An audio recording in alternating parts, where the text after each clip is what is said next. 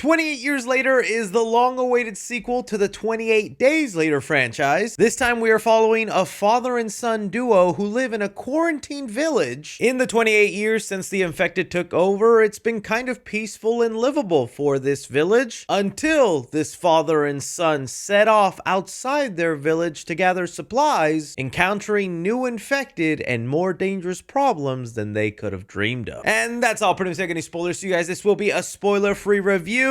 I did not know how much the world loved 28 Days Later. When the first film came out, I was only 7 years old, saw it then, but I was way too young to realize how influential and groundbreaking that movie was for the zombie genre. Apparently, at the time of the movie being released, the zombie genre was dead, and all that was really known was George Romero's era of zombie movies. So in going back and rewatching the first movie and kind of reading up on what everyone thought at the time when that film came out, I had no idea that 28 Days Later is responsible for like fast zombies. That's just the thing that this movie popularized and every movie then took over. In fact, there were so many things in 28 Days Later that I was like, oh, everybody just stole from this movie and put it in their own. And with the latest movie, 28 Years Later, having gotten like the most views for a horror movie trailer in recent years, it made me expect that the sequel, 28 Weeks Later, was just as influential and groundbreaking when it was a typical sequel. Yeah, rewatching that movie, it's fine, it's enjoyable, but it feels more like a movie that got made because the first film was popular. Great cast and solid opening, but overall, pretty average for a zombie movie, if I'm being honest. I know, you're gonna let your nostalgia say, 28 Weeks Later was fantastic, Chris. But here we are now, 28 years later, Danny Boyle returns. Alex Garland penned the script. Not just that, but they have a whole trilogy in mind to where they've already said publicly if they get to the third movie, Cillian Murphy's character would then play a prominent role in that film. So with all this hype and buzz, did the movie itself end up delivering?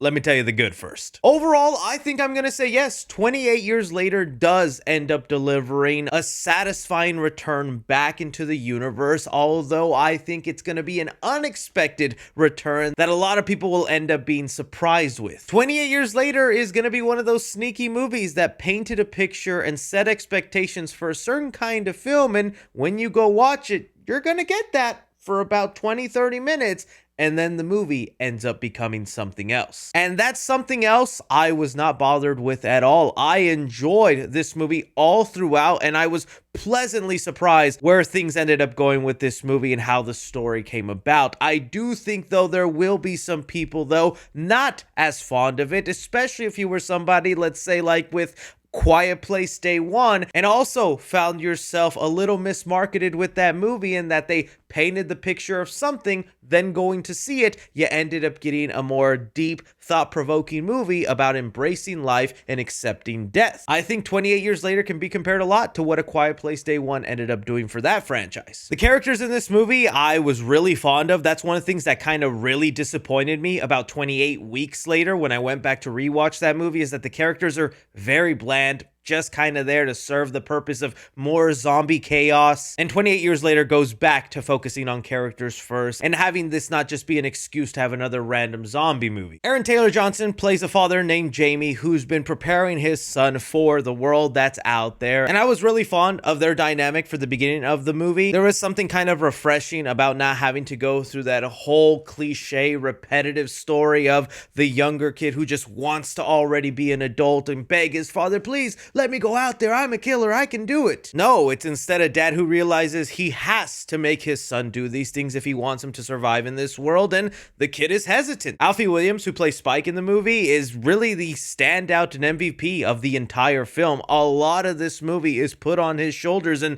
the kid does a fantastic job. He wants to make his dad proud. He knows what he has to do to survive, but there's a couple of things he's hesitant on. Also, being raised in quarantine and not really knowing much about the outside world makes him a bit naive and ambitious at times. And I really thought that was the whole movie that we were going to get, is this kind of father and son story of they leave their village for a bit to go do a supply hunt, find some things, test the ropes with the zombies, something goes wrong and they're stuck there, and the entire movie would then be about them trying to return to their village when no, that is only like the first 20-30 minutes of the movie. From there, it takes this unexpected turn that I was kind of thrown back by. I was kind of like, okay, I did not see this coming at all. And while the movie is still suspenseful and doesn't hold back from filling you in on what's changed within these 28 years with the infected slash zombies, the movie ends up becoming more of an emotional story, of an almost uplifting story. I would be one to call 28 years later a coming of age story for little Spike. And you know what? Maybe this is just the route they had to take with this story, because really, what else could you do with the zombie franchise? As I was mentioning, the first film is significant and influential for reinvigorating that love of zombie films and then having a whole bunch of other movies follow in its footsteps. Now with the oversaturation, there's not really that much new in terms of the zombies. You do have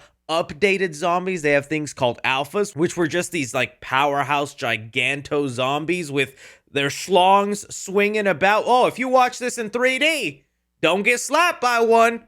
Don't get slapped by one. They have bloaters that just like crawl around. It was like little nuggets of interesting things. And even when watching the movie, knowing that they have like a planned trilogy in mind, once you get like towards the end of this movie or things are wrapping up, you can feel the nuggets of where they maybe want to explore and expand on the world. Because so far with these three films, we've very much stayed within the quarantined area. And from what we know of this universe, a lot of the people outside of the quarantine world are living perfectly fine, perfectly happy, and you'll get taste of that in this movie. I guess maybe that's where I would like the other entries to go and to explore. Other standout things though I really wanted to bring up with this movie, as you guys know, this is a movie that was shot entirely on iPhones, and I think that's just a great way to kind of come full circle with the way the first movie was shot. It for sure adds a lot of personality to the movie, but at no times does it feel cheap. In fact, this looks so beautiful compared to a lot of modern day blockbusters. I will say like the CGI moments are very much noticeable and stand out though, and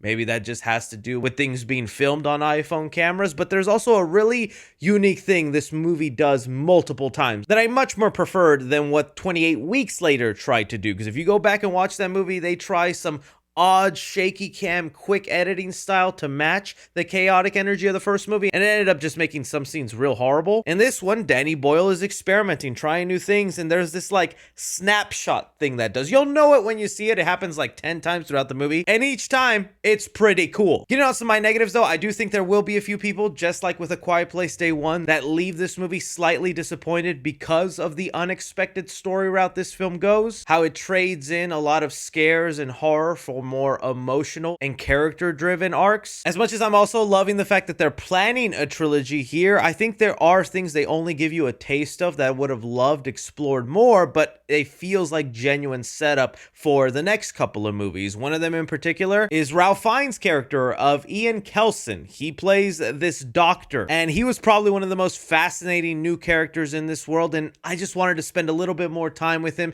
get to know a little bit more about what makes him tick, and maybe they do plan to give us that in the next couple of movies. But if they don't, oh man, I needed more of that character because that was such a cool character. I was also happy just for Aaron Taylor Johnson, because this movie is definitely redeeming everything that happened to him in Kraven the Hunter, but because of the unexpected story route and where things end up, he's actually not that important of a character throughout a lot of this movie. So you actually don't get to spend a lot of time with his character either. And I know that's going to bum some people out. But all in all, I think this is a great return back to the 28 Days Later franchise. I know they even have like a spin-off movie called Bone Temple coming out in January, where I don't really know if that fits into this trilogy plan or if that's something else entirely. But I had a really good time watching this one. To me, 28 Years Later is not just a film worth watching in theaters. It's a film worthy of adding to your collection at home. That's a keeper.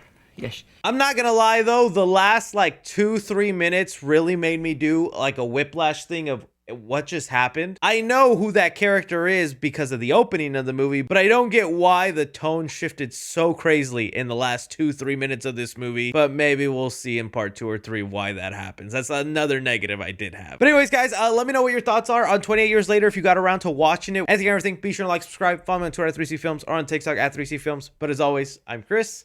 Take care.